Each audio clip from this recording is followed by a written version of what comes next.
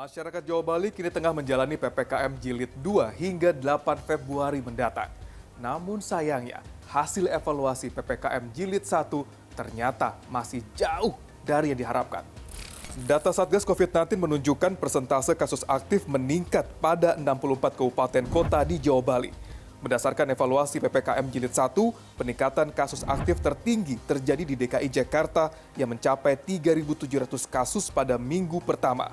Kemudian Banten dengan penambahan mencapai lebih dari 1.400 kasus. Jawa Barat dengan peningkatan 1.300 kasus dan Yogyakarta yang mengalami penambahan 969 kasus. Meski terjadi peningkatan kasus aktif, data Satgas COVID-19 menunjukkan okupansi rumah sakit ternyata menurun meski masih dinilai tinggi karena rata-rata di atas 70%. Data Dinkes Jakarta pun terus menunjukkan ketersediaan fasilitas kamar di beberapa rumah sakit rujukan. Namun sayangnya, hal ini berbanding terbalik dengan fakta di lapangan. Laporan sulitnya mendapat perawatan akibat penuhnya fasilitas kesehatan terus terdengar.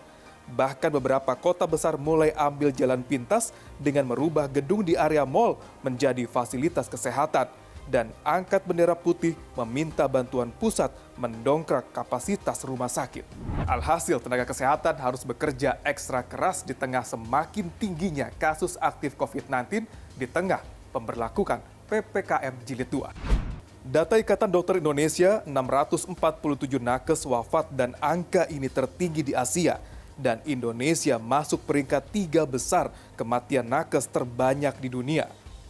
Dan tidak hanya itu, menurut data kawal COVID-19, angka kematian akibat COVID-19 di Indonesia masuk peringkat 17 terbanyak di dunia.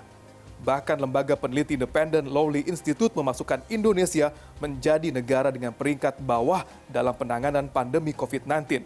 Indonesia berada pada urutan 85 dari 98 negara. Jumlah kasus aktif yang semakin tinggi perlu diwaspadai dan harus menjadi perhatian kita bersama. Karena artinya jumlah kasus COVID-19 yang masih ada di tengah masyarakat jumlahnya masih banyak. Sedangkan zona risiko dapat dijadikan acuan dalam melihat tingkat risiko penularan dari masing-masing kabupaten kota. Jika zona risiko didominasi oleh zona merah dan zona oranye, itu artinya risiko penularannya masih belum berhasil dikendalikan.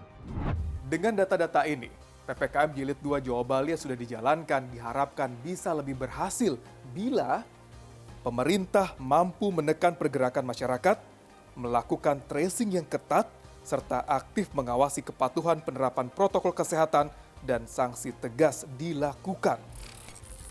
Dan yang terpenting masyarakat harus paham bahwa perang melawan pandemi masih jauh dari kata menang. Dan kita jangan hanya berpangku tangan kepada pemerintah dan juga tenaga kesehatan. Ruli Kurniawan, Andra Anhar, Jakarta.